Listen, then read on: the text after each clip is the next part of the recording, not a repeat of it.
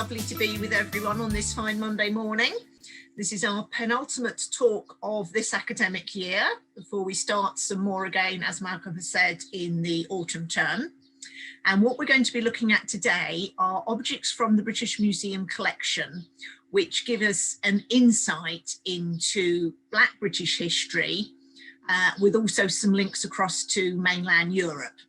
And in essence, we're using the date around 1680 as our pivot point. The historian David Olusoku says that it's from around 1680 that Black British community first starts to develop in any meaningful sense. We know that there have been people of African heritage working in Britain before that. We've previously looked at stories around the Roman soldiers garrisoned here, and also the Tudor musician John Blank. But what we're going to do today is we're going to be looking to the late 1600s, and we're going to look at some objects that then take us through the 1700s into the 1800s. And we're also going to be looking at where we get an insight into that community where they may not be named individuals. Our previous talks about Black history, we've been able to dive quite deeply into the life stories of some of the people featured. Some of our members of the community today do have quite detailed life stories, others do not. So one of the other things we will be looking at is how we actually access this history. What are the channels that allow us to gain insights into the life experience of the Black British community? And also, what are the filters, or perhaps one could say the lenses through which we see this history? So for example, a lot of the information I'm sharing with you today will have been provided not necessarily by the person themselves, but through a third party. And we know from previous discussion about people such as Ignatius Sancho, he had his biography written after his death by someone who he had never met, who talked to people who had known Ignatius, but who, when his biography is reviewed critically nowadays, there appear to be some discrepancies between what Ignatius tells us about his life in his own letters and what his biographer is recording. So just an opportunity to explore some of the nuances and complexities within any sort of historical research where you're trying to recover stories from the past. So I'm now going to load up my image bank. We will get our image bank started from the beginning. And we will start our talk, which today is looking at Black British history, insights from the museum collection. And the first set of objects we are going to look at, just going to pick up my laser pointer. The first set of objects we're going to look at are a set of prints. And during the 1640s, we're going to be starting our journey in the city of Antwerp, which we can see here in the bottom left-hand corner. And in the 1640s, the city of Antwerp, in what is nowadays Belgium, was a member of the Dutch Union of Utrecht, which united a number of provinces of the Netherlands that had previously been under the control of Habsburg Spain. And the presence of Black Africans in the Netherlands is evident from the 1500s onwards, as Portuguese and Spanish merchants brought African servants to Northern Europe. And what we have here at the top on the left is an object which actually comes from the Uffizi collection in Florence. It's a drawing by the German artist Albrecht Dürer, who stayed in Antwerp several times. And in 1521, he drew an African woman. Her name, or her given name in Europe, was Katharina. She was aged 20, and we know that she was the servant of the Portuguese factor in Antwerp. So from the 1520s, we have visual evidence of the small but growing Black population in the city, and the information about Katharina given by Dürer. And the information is noted not only on the drawing itself, but we also have information about the encounter that Dürer himself recorded in his diary. Now, the other portrait you see on screen is from the British Museum collection, and it's inscribed by the artist Wenceslas Holler with his name, the location where it was taken, again Antwerp, and the date 1645.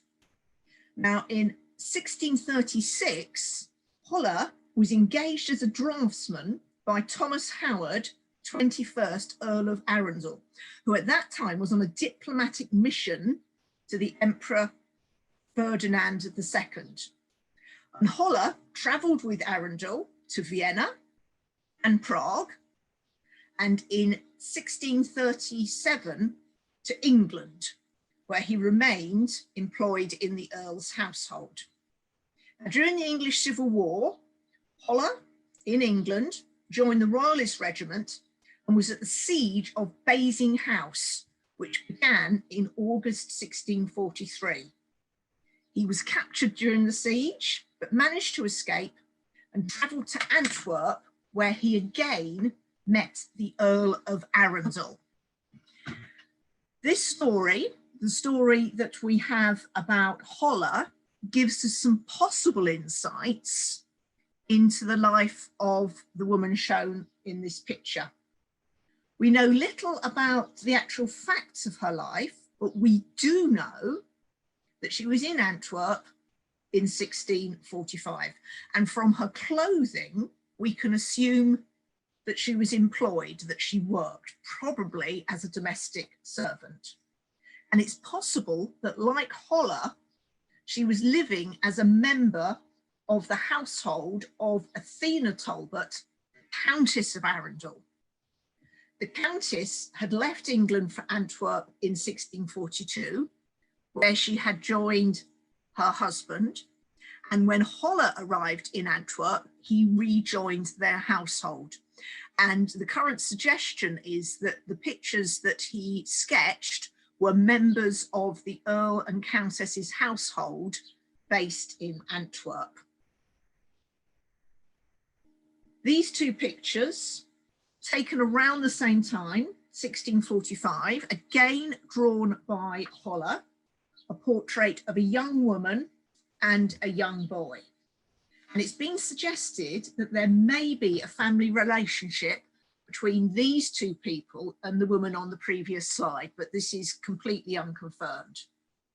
They appear to be domestic servants, and again may have worked in the large household attached to the Arundel's residence in the city. Now, being a member of a large household was not necessarily the experience of all Africans working in Europe. And we have an example from London of a servant who worked for the widow Stokes in the parish of All Hallows, Barking, in the Tower Ward. And it's recorded that the widow Stokes paid an annual tax of 8p for her African servant Claire in October 1598 and again in 1599. And Claire was probably a single maid of all work, performing all household duties. Other employers of African servants listed as paying the same tax in the parish of All Hallows are given as Richard Woods, who employed Mary, and Oliver Skinner, who employed Maria. And this gives us two possible insights. One, the first very obvious one, about naming, in that when Africans were transported from Africa to Europe, they received a renaming, and we've heard previously about renamings and baptisms into the Christian faith, and it is very unusual that information about their original African name, particularly at this early stage in history, is recorded, and therefore they are known by the name that they were given and may themselves have chosen to continue to use after they had finished their work as a servant in a European white household. But we don't know names that they were given at birth by their family. The other insight is that it appears that working as a black servant in Europe at this time meant that you might be part of a very large household, and we'll see some examples of that later. But it could also mean that you might be working as the only general servant in a much smaller household. So we have a variety of scales of employment available to Africans in Europe in the late Tudor, early Stuart times. Now our next picture takes us forward to the 1760s, and it shows us a groom with a horse in a countryside setting. Now a groom is responsible for looking after the household's horses, responsible for their food, health and coat. The groom could also look after the stables where the horses lived, might be involved in exercising the horses and managing other staff. Now, the name and life story of this groom is currently unknown. The print we know was made in Georgian times in the 1760s, and the groom was probably part of a rich household with its own stables. He would have been responsible for caring for the estate horses, which would have been ridden by the family, and may have been involved in entering particularly prized horses in horse races. And what's interesting about this picture is it gives us not only an insight into the sorts of horse equipment that the groom would have been working with. Here we can see where the saddle has been removed from the horse. We can see that the horse is highly groomed with a cropped tail. The landscape surrounding the print, whilst we can't be sure that this is an authentic representation, we certainly often have artistic license being taken with the arrangements of landscapes that surround the principal subject, in this case, the horse and the groom. But it suggests that possibly this groom was working away from an urban centre, might have been based on a countryside estate. So we have a black community in Britain at this time who are living and employed not just in the large urban areas such as London, but also where they were attached to large households, may well have either been based or travelled with the family out to countryside estates.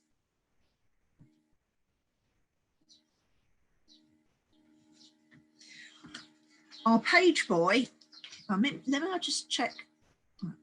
Our page boy here is seen in two poses. It's the same child drawn twice, around 1685 to 1690, drawn by the artist Geoffrey Kneller. A page boy is traditionally a young male attendant or servant who may also have been used as a messenger for a noble family. They lived as part of the household.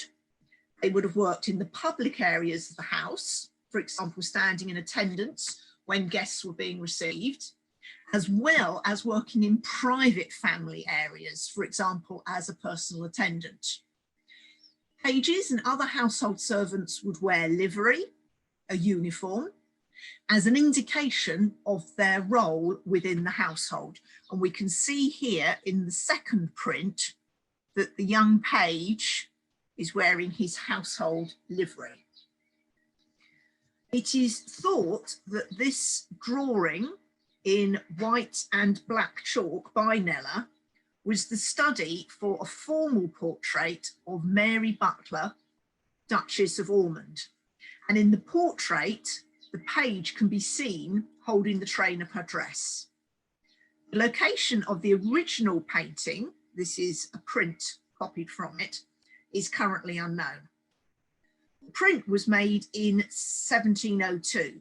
So the original painting was probably painted between 1685 and 1701. The name of the page boy shown and his life story is currently unknown. However, we do know that working for the Duchess of Ormond, he would have been part of a large household.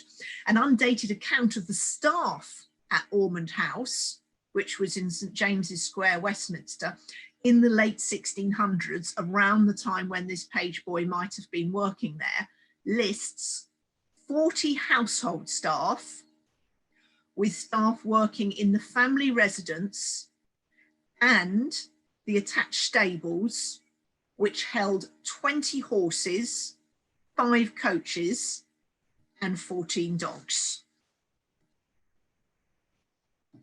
And this idea of young page boys being attached particularly to female members of the household can be seen in these 2 prints.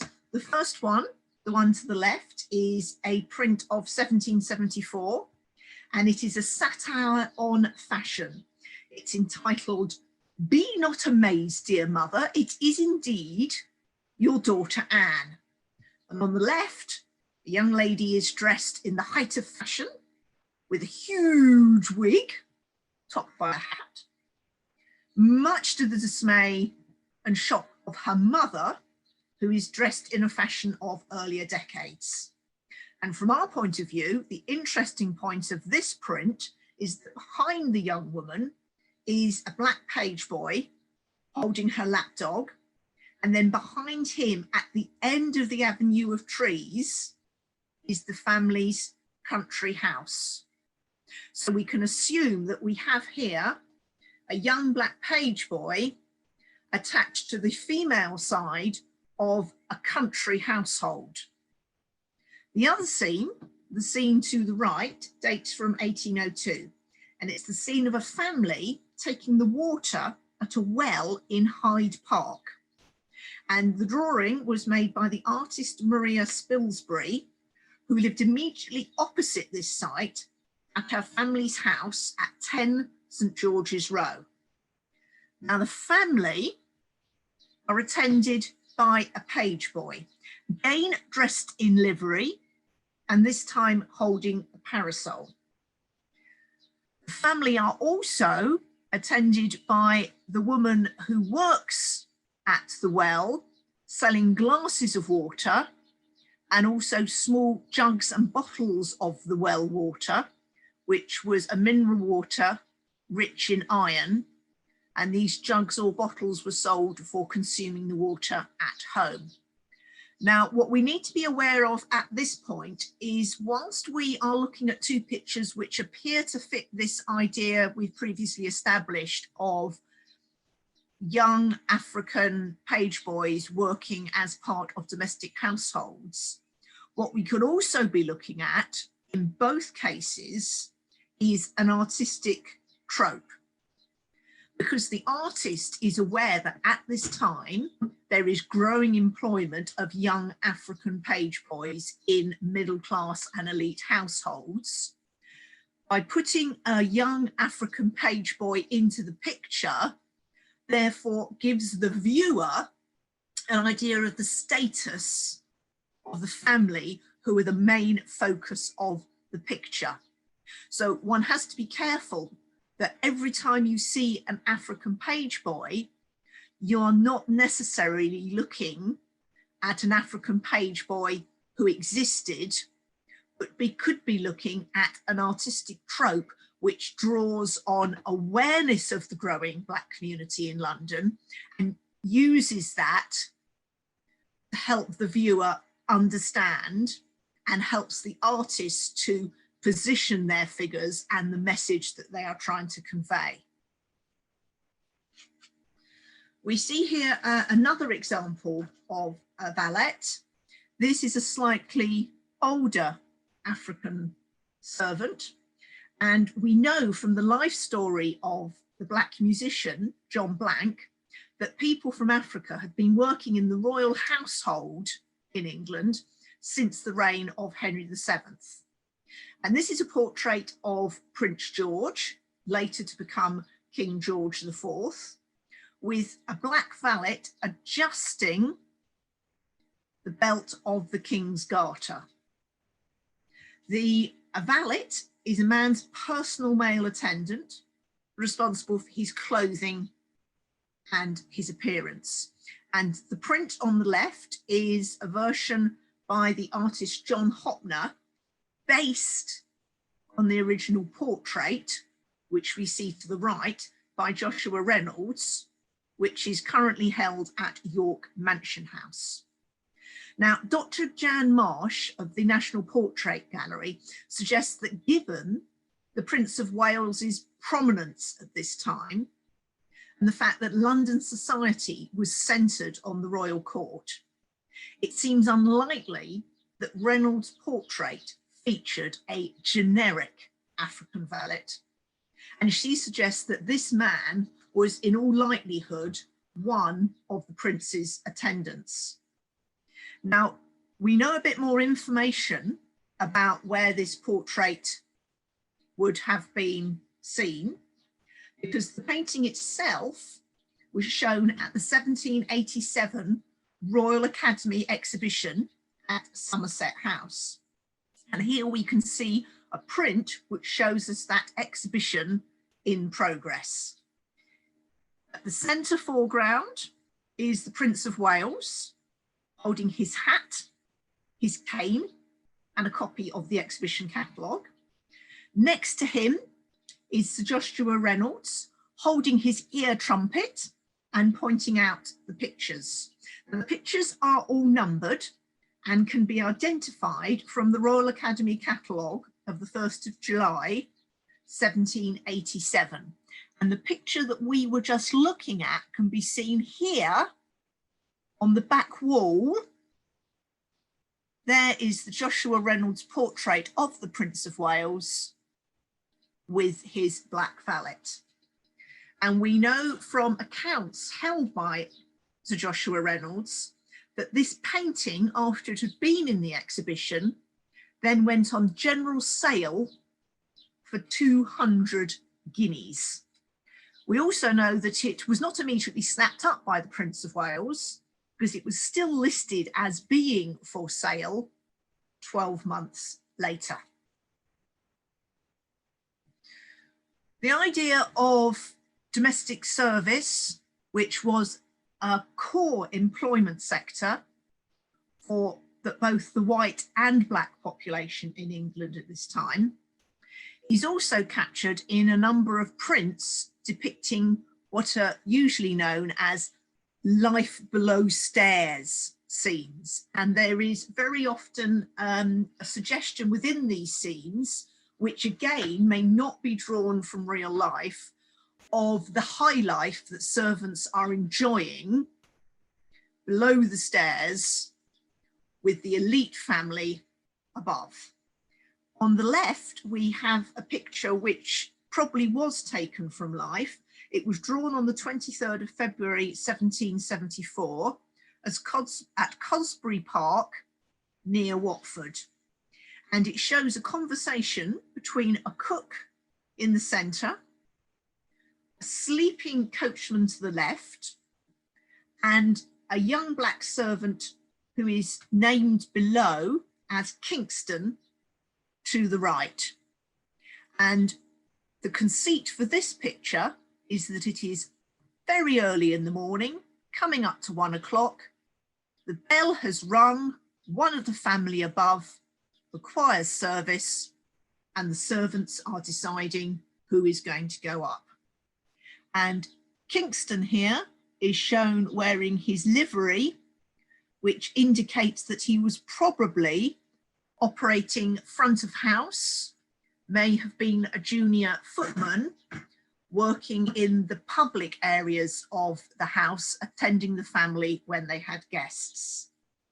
To the right, we have a 1770 satire of a kitchen showing servants at leisure. And in the centre, we have a woman and a young African domestic servant dancing. They're dancing to the music being played by the man on the left, whilst to the right, other domestic servants, including a maid, a male servant, an older woman and an older man stand watching with a small dog in attendance as well. And you can see on the wall behind the kitchen domestic implements, and also on the wall are posted a couple of posters which are probably the rules and regulations for the servants in that household.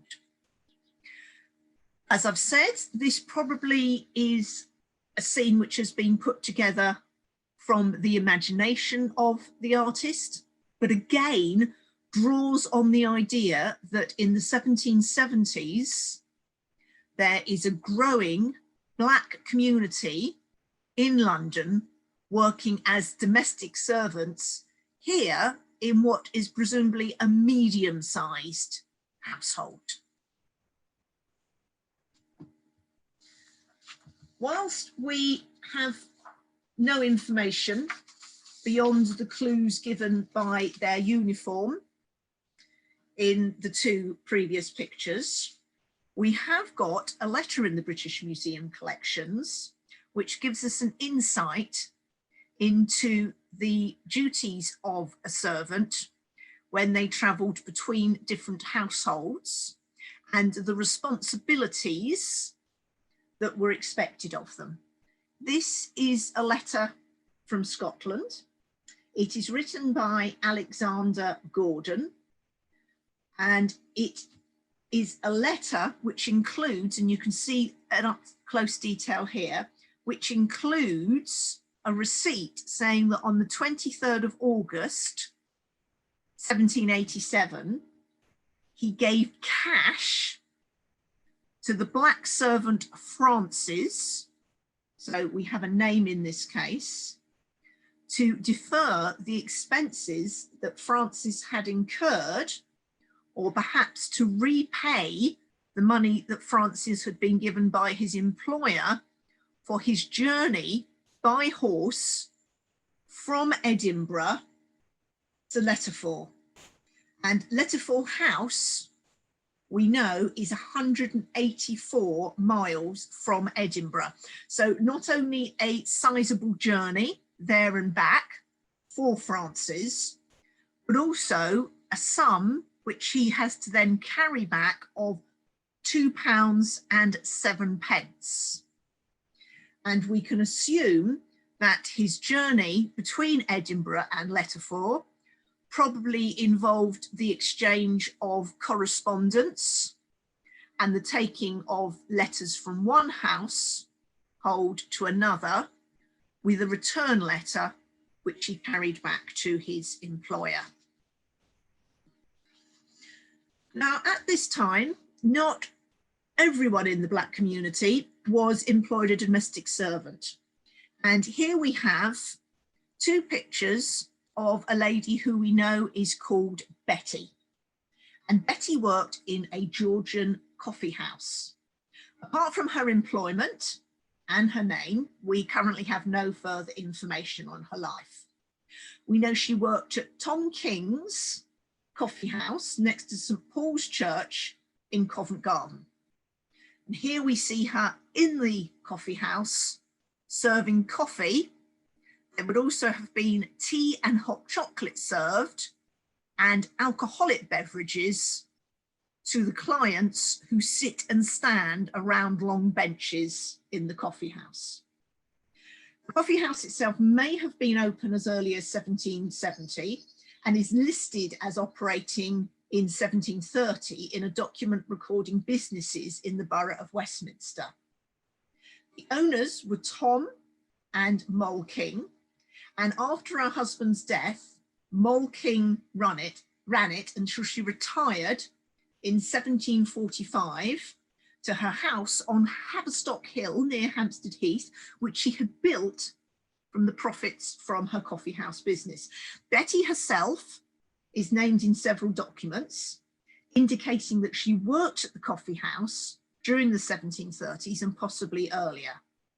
She's said to have attended customers and served beverages, and those customers would have included people such as the artist William Hogarth, the poet Alexandra Pope, the novelist Henry Fielding, and on one occasion, King George II himself. And we see Betty twice here. Once, this is a detail from a larger print showing the interior of the coffee house. And on the other side, we have a 1736 satirical print, which is featuring a funeral memorial for the then owner, Tom King, who was not actually dead at this point, but is shown lounging against an inverted punch bowl. And to the right, we see Betty kneeling with her arms raised in grief at the supposed death of her employer. We're now going to take a 10-minute break, and after our break, we are going to return to the Black community of London, moving now into the 1800s, and again looking at objects from the collection which give us an insight into the life stories of some of this Black British community, and therefore an insight into Black British history at this time. See you in 10 minutes. Welcome back. And we are going to begin the second part of our talk with a bit of a contrast between two different ways of gaining insight into Black British history. We have here the coronation of King George IV at Westminster Abbey. And we know that attending this coronation, and we can see him here in these details taken from this part of the print, was the famous boxer Bill Richmond. And Bill Richmond acted as an usher at the coronation and stood in close attendance to the king inside the abbey. Now, the coronation was one of the most spectacular ceremonies that had occurred at Westminster Abbey to date. And following the coronation ceremony, the newly crowned George IV processed to Westminster Hall for the banquet that was traditionally held afterwards. And it's this part of the ceremony which we see depicted below by the artist George Scarfe. And what is interesting about this particular print is that if we look at a detail from the bottom left-hand corner of the print, which we can see here to the right, we will see that amongst the spectators watching the coronation procession pass by, that procession presumably featuring at some point Bill Richmond as one of the ushers, that crowd includes a member of London's Black community, cheering and waving his hat at the procession. So two very contrasting insights into Black history. One, picking up the idea that for particular individuals, such as Bill Richmond, we have quite a detailed narrative surrounding not only his arrival, but his life in Britain. And then insights into the larger community in London, where we have no detail other than the information given by the artist in terms of their gender. We have a man, presumably of young to middling age, so a male adult resident in London in 1820. We see the representation of the Black community in other prints taken during Regency and early Victorian times. At the top, we have a print made in 1818, which is entitled The Nuisance of Piccadilly. And in this print, we can see a disorderly mass of pedestrians filling the pavement outside the White Horse in Piccadilly. There is a coach. Sorry. To the right, we have a coach with horses coming to an abrupt halt with passengers falling from the roof. We have various street traders attempting to sell to pedestrians and people on the coach. And of particular interest to us, when we go across to the left-hand side of the print, we have a small chimney sweep talking to a Black Londoner who is holding a box and wearing an apron. And it's possible that this gentleman could be a domestic servant, perhaps conveying things between two households, or could be one of the street traders, examples of whom we can see at the front here with the lady selling oranges. And if we look down to the print below, which is a representation taken in the same year, 1818, of the election of the members of Parliament for Westminster, not only do we see again a large crowd scene, this time in Covent Garden, where there is a covered platform in front of St. Paul's Church with a group of men, various banners and boards which show the polling results.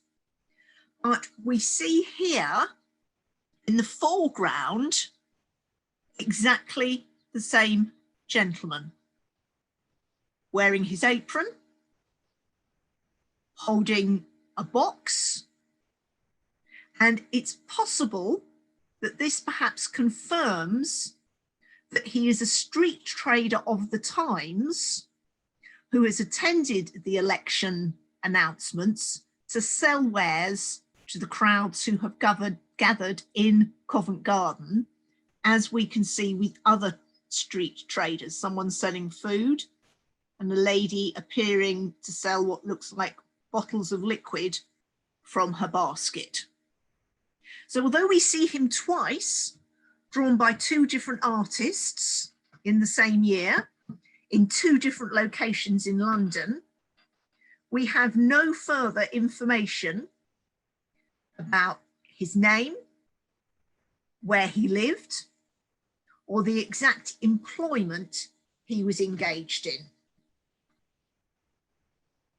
Next print is a picture by Hogarth, and we're going back in time a bit here to 1733.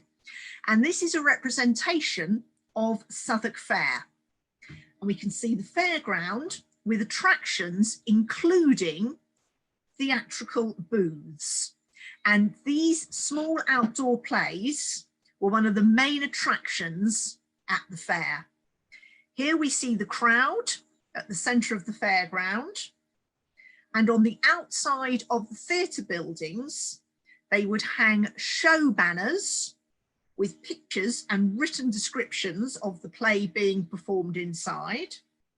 They would have large flags flying from the tops of the buildings where plays were to be performed. And outside, they would often have an area of small scaffolding where some of the actors would appear in costume in what was known as a preview parade. And then the last means of marketing your play and encouraging paying customers to come in was to send actors in costume out into the crowd to mingle with people and attract people to your particular play, rather than going to see the play of one of your rivals.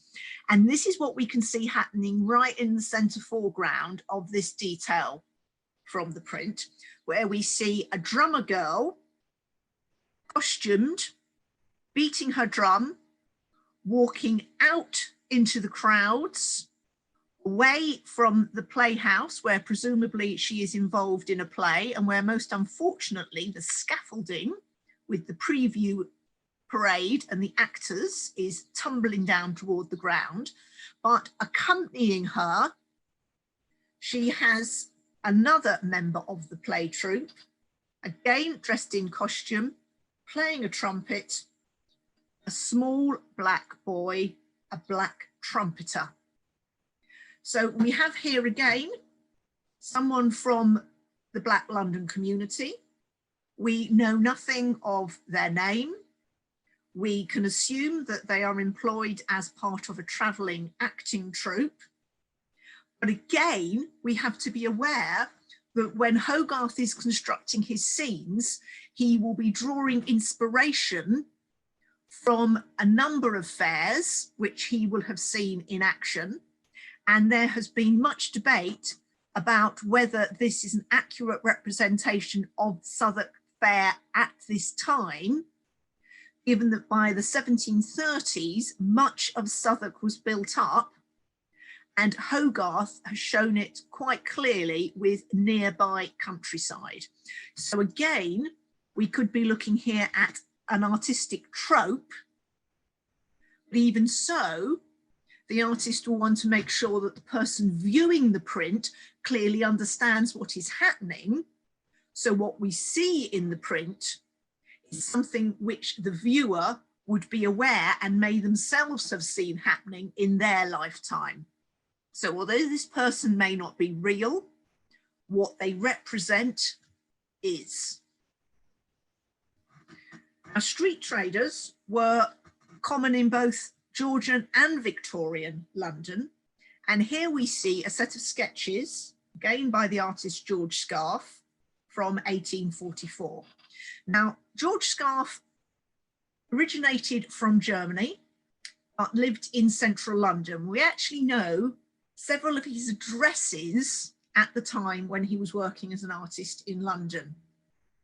So during the Regency period, 1817 to 1830, he was living at number 3 St Martin's Lane.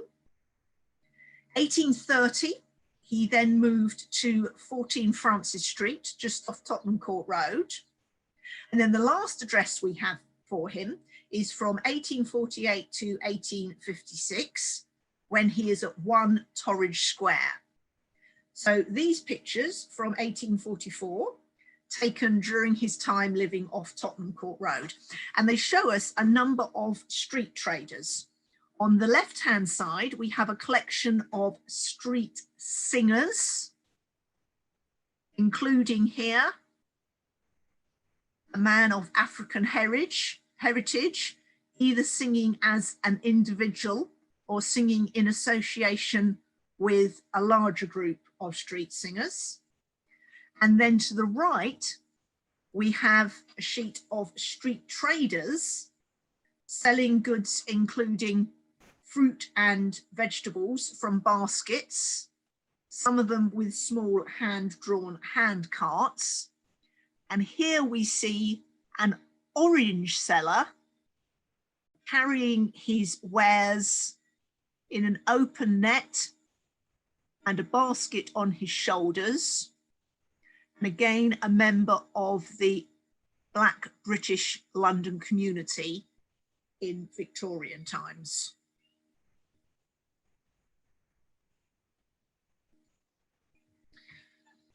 So we've had a think about employment within the domestic service sphere, which, as we've said, was really the principal employer for most of the poorer white and black community in London in Georgian and into Victorian times. We've also had a look at the opportunities for independent trade. And we're now going to have a look at one of the other known employment sectors for the Black British community at this time, which was the Navy. And black sailors recruited from Africa, the Caribbean and Americas served in the Royal Navy. Some were taken on as crewmen while the ship was operating overseas, and others enlisted from amongst the black population resident in Britain. And we know that Francis Barber, who worked with Samuel Johnson, went to sea while he was living in London and enlisted in the Royal Navy in 1759, where he served on HMS Stag until he was discharged in August 1760 at the insistence of Samuel Johnson, who was extremely displeased at his career choice. And the muster rolls for Royal Navy ships recorded the place of birth and age when a crew member joined the ship. And unusually, HMS Belfort also recorded ethnicity and records 10 black sailors amongst the crew on the ship, at the Battle of Trafalgar. And we see here to the left a print of the 1805 death of Nelson at the Battle of Trafalgar, as he is carried from the quarterdeck, supported by sailors, whilst other sailors, including a black sailor, continue to work on the decks below him. To the left, we have a small coloured cartoon by the amateur cartoonist, Lieutenant John Sheringham, who served in the Royal Navy.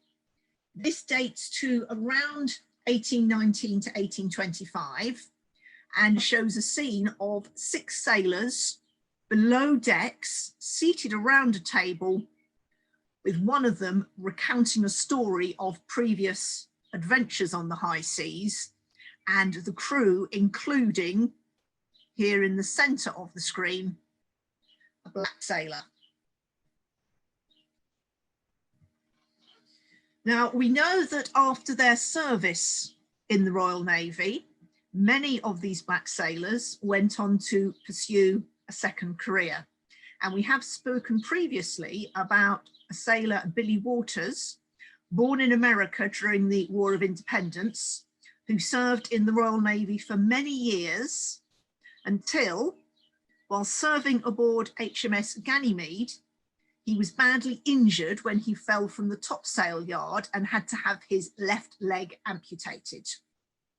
After he was discharged, he had a second career as a street entertainer in London. And this picture in front is a view of the British Museum, taken from Great Russell Street in 1813, when the museum was still housed in its original building, Montague House. Here we have the front gate, the entrance to the museum. Here we have Great Russell Street itself. And of interest to us, on the far right of the print is presumably an ex-service person of African heritage, who we can see has lost a leg, presumably whilst on active service, and who is collecting monies from passers-by in the street. And the next person we are going to meet will give us a bit more insight into how this may have rolled out for ex-sailors. Here we have Billy Waters, who we previously spoke of as having served in the Royal Navy. He received a small naval pension following his discharge, and he then pursued a second career as a street musician, and we see him here singing and playing his violin. The other person we see on screen is a gentleman called Joseph Johnson. Now, Joseph Johnson also pursued a second career as a street entertainer, but his need was more pressing because whilst he had served at sea, he had been employed in the merchant service. So he was not entitled to a naval pension or the support of the services at Greenwich. His wounds rendered him incapable of further duties at sea, and not being able to claim relief in any parish, he gained a living as an entertainer. He began this second career on Tower Hill, where he sang popular songs of the time, and gradually started to perform further afield to become a regular street singer. He also built a model of HMS Nelson, which he placed on his head, and which he could give the appearance of sea motion by moving from side to side. And it is said that Johnson was seen not only in cities, but also out in rural villages. When he took his journeys, he would hitch a ride with local wagoners traveling between the city and the outlying towns and villages, and then take a journey back with them. And in the hours in between, He's said to have been able to visit and work at marketplaces of places such as Staines, Romford and St Albans, where he sang popular songs such as The British Seaman's Praise and The Wooden Walls of Old England.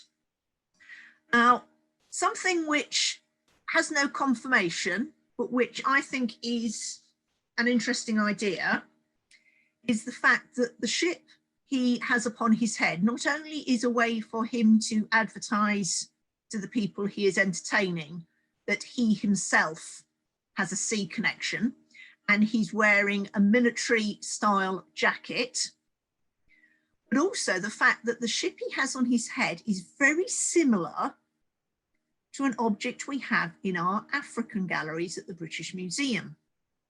And as we've said previously, people serving in the British Royal and Merchant fleets may have been part of the Black British community, but may also have been recruited directly from the coast of West Africa.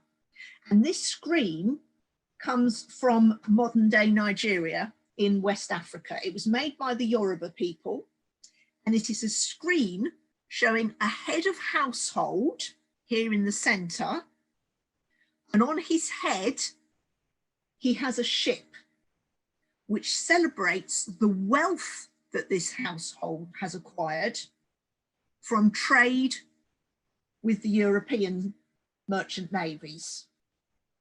The screen was kept in a meeting house where it would have been seen by the wider local community. And also this style of headdress would have been used in Yoruba masquerades, which were dance festivals held in the marketplaces annually. So, of course, we have no confirmation of this, but I do wonder whether Joseph Johnson, for whom we have no early life history, may well have been partly drawing his inspiration from a tradition which had been part of his early life if he had been born and grown up in West Africa before joining the merchant navy and taking what could be called his third life, his second one being on the sea, his third life as part of the street entertaining community of London. We're going to meet next a man who was known to his local community as the Old Commodore. We don't know what his given name was or the name that he chose to go by himself, but we have quite a few representations of him, including these two from the British Museum collection, a print of 1824 and a drawing, again by Gerald Scarfe, of 1835. And this shows us two images of the Old Commodore of Tottenham Court Road. And they show him depicted with his artificial leg, his lower leg having been amputated below the knee, holding his top hat in both cases, with his hand resting on a broom handle. And images such as these capitalized on the local fame of individuals. And we know that the Old Commodore was specifically mentioned in 1832 in his role as sweeping a crossing in Tottenham Court Road as part of a scathing criticism written about the work of the actor Ira Aldridge. Now, crossing sweepers made a living sweeping pedestrian crossings clear of horse manure and litter. Before motorised transport, over 100,000 horses moved along London streets daily. In terms of his name, a Commodore is a high-ranking officer in the Royal Navy, perhaps indicating that he himself had a seafaring past, which was known to those who dubbed him the Old Commodore. The journalist and advocate for social reform, Henry Mayhew, writes about the work of street sweepers in his 1851 book, London Labour and the London Poor. And he gives an interesting insight into the advantages of the occupation. He points out, first of all, the smallness of capital required to commence the business, i.e. the purchase of a broom. Secondly, he suggests that this occupation offers an opportunity for soliciting gratuities without being considered a street beggar. So the performance of the duty of sweeping gives the person collecting and soliciting money an identity above that of a street beggar. There is also the benefits arising from being continually seen in the same place, and thus exciting the sympathy of neighbouring householders who would occasionally bestow small weekly allowances or pensions on well-known crossing sweepers. And we have examples of how this worked in action with our next person, a street sweeper known as Charles McGee. And Charles McGee operated on Bridge Street, Ludgate Hill in Blackfriars, and he operated on a crossing next to an obelisk which stood on Ludgate Hill, surrounded, as we can see it here, by railings with gas lights attached.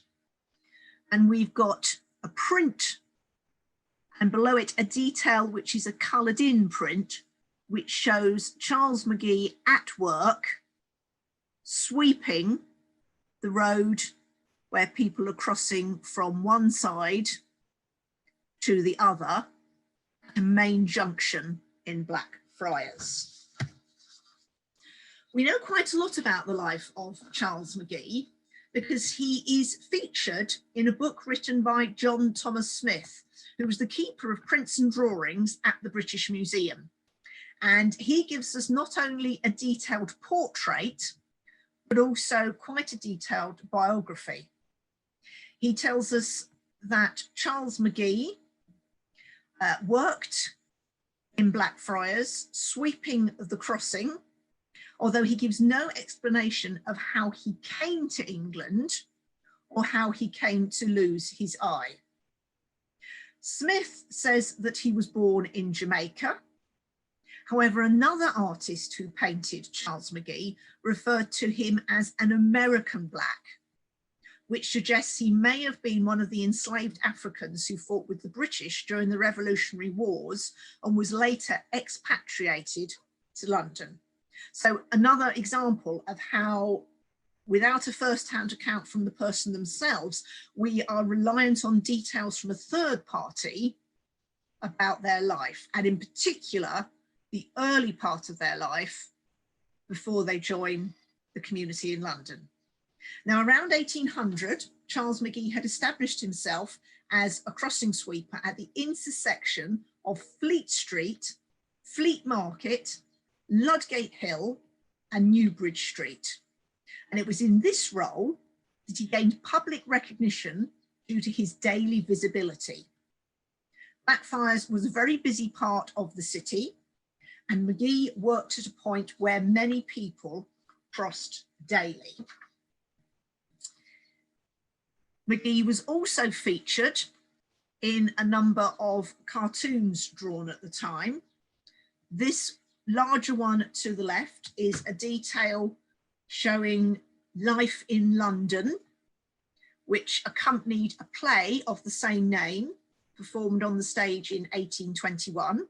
And it shows a cellar in St. Giles where Billy Waters, whose picture we saw earlier, was playing his violin.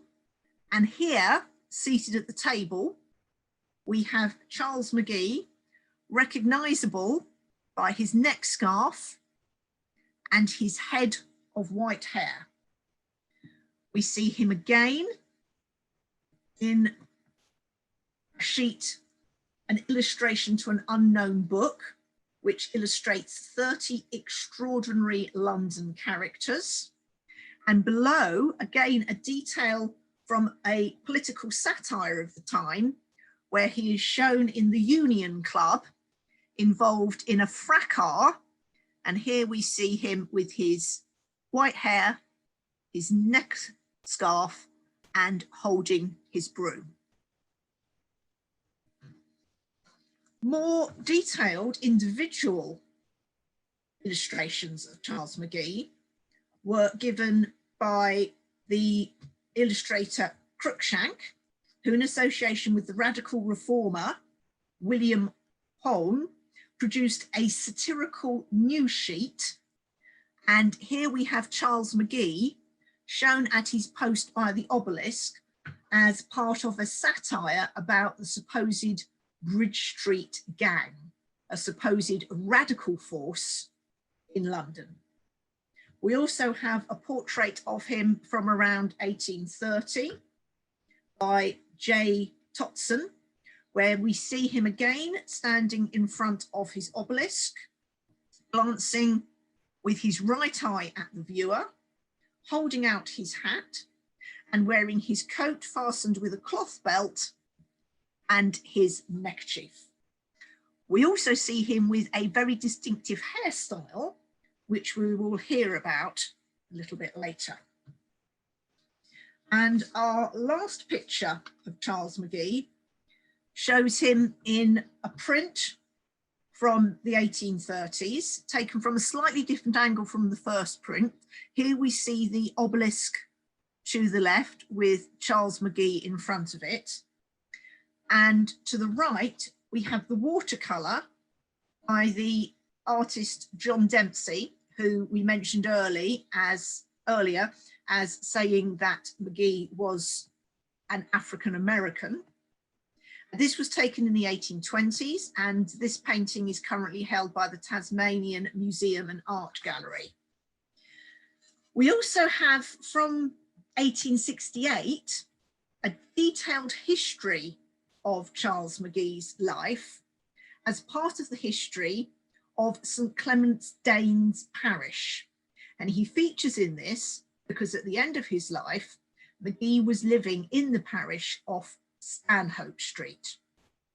He's described in the history as a short, thick-set man with his grey hair carefully brushed up into a toupee, a fashion of his youth. He is found in his shop, as he calls his crossing, and he carries around a basket of nuts and fruits to places of public entertainment. The first hint we have that he actually had two careers as a crossing sweeper and also a street trader, presumably something which he did in the evenings when he went round the local theatres selling nuts and fruit to patrons at these theatres. It also tells us that he died in Chapel Court, St Giles in 1854 at the age of 87. Another detail given by a later account written by William Treloar says that he was given warm food on a daily basis by a lady called Miss Wraithman, who was the daughter of a linen draper with a shop on Fleet Street. And it was a common conceit at the time that these street traders and street sweepers were secretly very wealthy. They were often spoken of as having a secret fortune. And it is said that she was given a legacy on his death of £7,000.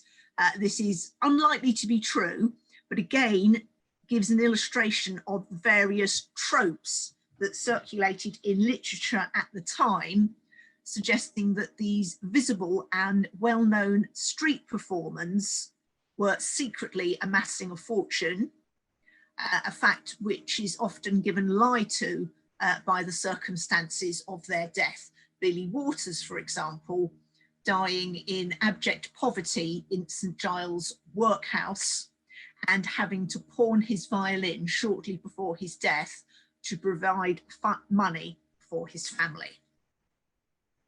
So I hope you have found today an interesting opportunity to look into Black history and the Black community of London.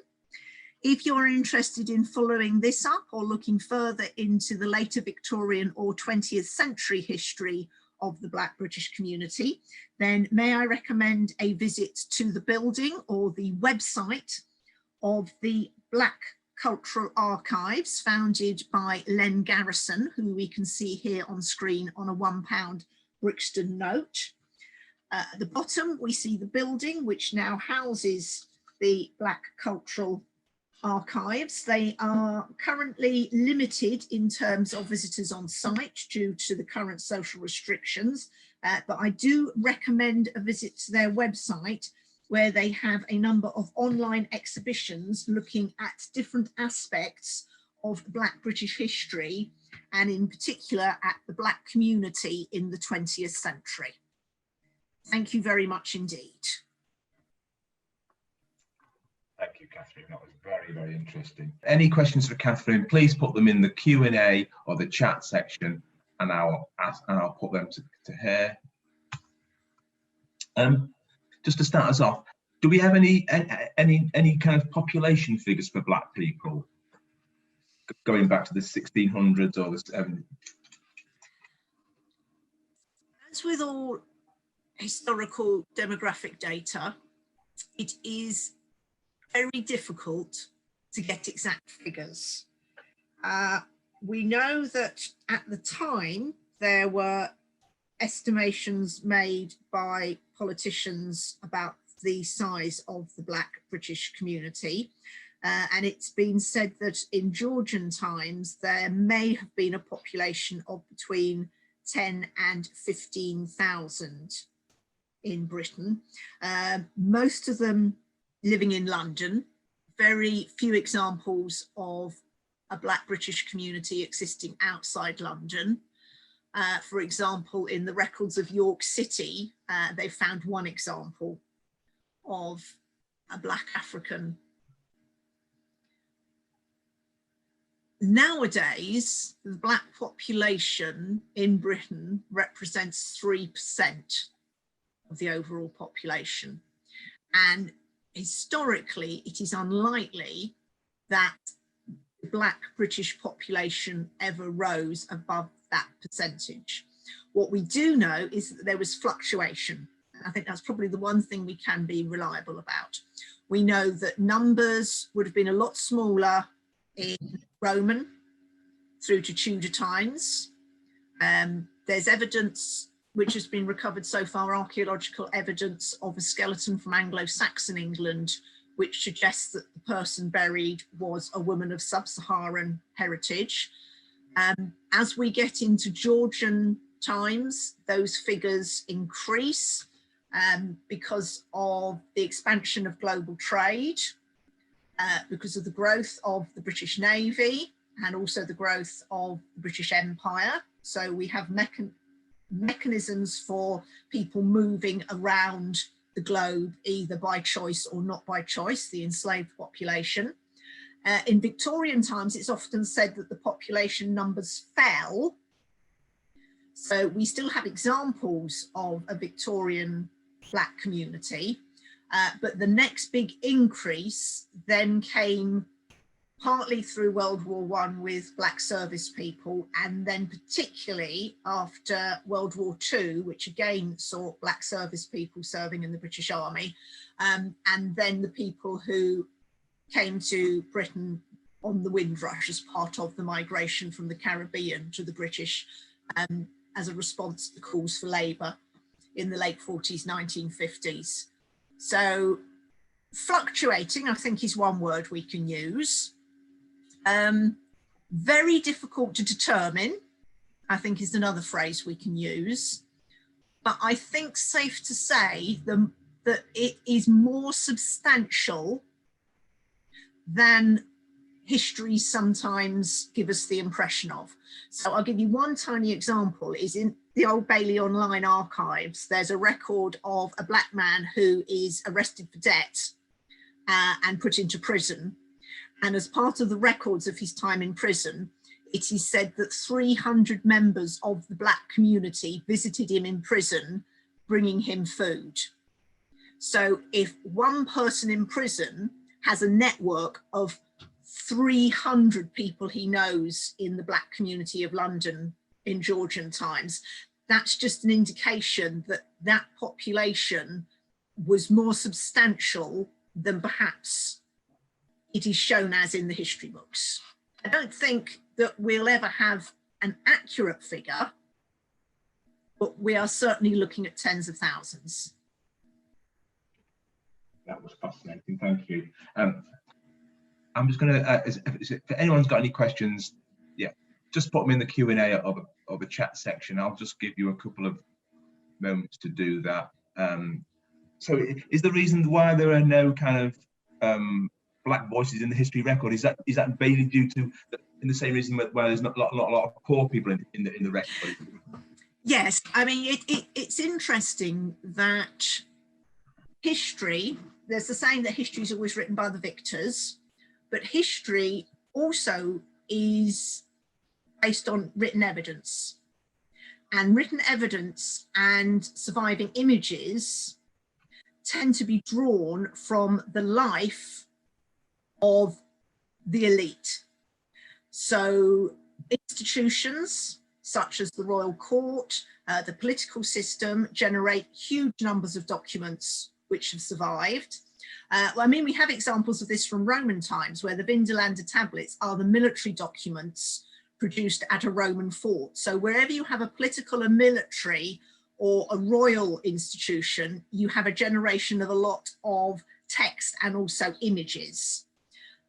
The further down you go, the socio-economic hierarchy, the less opportunity there is for the production of text and images, and also the survival of those texts and images. And even within the elite, we know there's a huge amount of filtering. So Queen Victoria's daughter burnt a lot of Queen Victoria's letters and diaries after her death because she didn't want people to see them. So even with the elite, we've only got a small percentage of what was originally produced at the time. So you're right, we're looking here at history which can be surfaced. On occasions it's existed, as we saw today. We do have some images. Difficulty is whether people choose to surface that history, so the stories that historians and people want to be told. Also, how you tell those stories in an accurate way, given that, as you heard me say today, often one has to assume or suggest. And historians, if nothing else, they like a bit of certainty. So the more evidence that there is, the more likely that history is to be written up. And the less evidence there is, so this could result with it being the history, Black history, the history of the working class. Historians like Pamela Cox have been looking at the history of domestic servants, the history of women. All of those are parts of the historical narrative which have not traditionally received as much attention. And it takes a spotlight being focused on them for those narratives to start to surface, as indeed they are at the moment with Black British history and books such as Miranda Kaufman's Black Tudors. Excellent. Thank you very much for that, Katharine. That was fantastic. We have no more questions, so I think we'll call it a day there. And we're back next week for the very last one, which is very, very aptly put on Freedom Day, 19th of July. So we can actually visit some of these museums around London. It sounds like it's all been planned in advance, doesn't it? Oh, yes. And it's also a little opportunity to play British Museum Bingo, because we're going to see how many times the British Museum gets mentioned in association with other London museums. You may or may not be surprised to see how many pies the British Museum has its fingers in when it comes to the heritage landscape of London.